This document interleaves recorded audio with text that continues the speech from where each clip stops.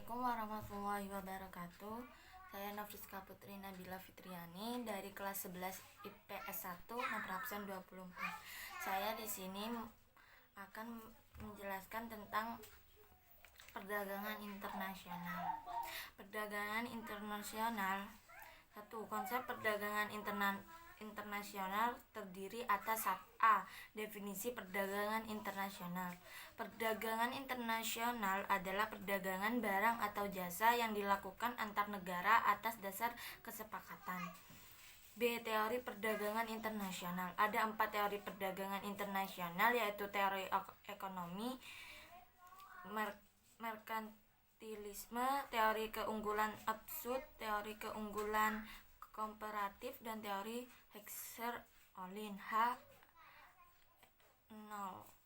C. Faktor pendorong dan penghambat perdagangan internasional. Faktor pendorong perdagangan internasional terdiri atas 1. Perbedaan sumber daya alam. 2. Penghematan kebutuhan nasional. 3. Penghematan biaya produksi. 4. Perbedaan penguasa teknologi. 5. Perbedaan selera. Faktor penghambat perdagangan internasional terdiri atas 1. Perbedaan mata uang antar negara. 2. Kualitas sumber daya yang rendah. 3. Pembayaran antar negara sulit dan beresiko. 4. Adanya kebijaksanaan impor dari suatu negara. 5. Adanya organisasi ekonomi regional. D. Manfaat perdagangan internasional. Manfaat perdagangan internasional antara lain: 1. Memperluas pasar dan meningkatkan pendapatan. 2. Peluang kerja yang terbuka luas. 3. Meningkatkan kemakmuran suatu negara. 4. Kebutuhan hidup semakin mudah terpenuhi. 5. Membuat hubungan baik antar negara. Keuntungan dan kerugian perdagangan internasional. Keuntungan perdagangan internasional antara lain: 1. Meningkatkan keuntungan perusahaan. 2. Menjadi basis pertumbuhan ekonomi negara.